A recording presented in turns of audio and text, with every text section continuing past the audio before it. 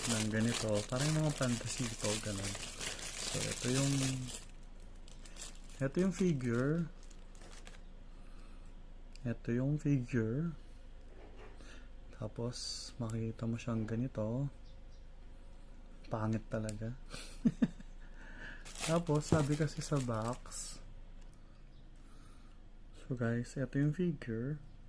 Ito si Iron Spidey. Na galing dun sa box na ano niya.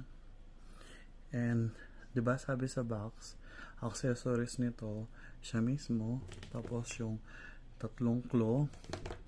And, ito siguro yung extra hands niya. So, lagay muna natin siya dito.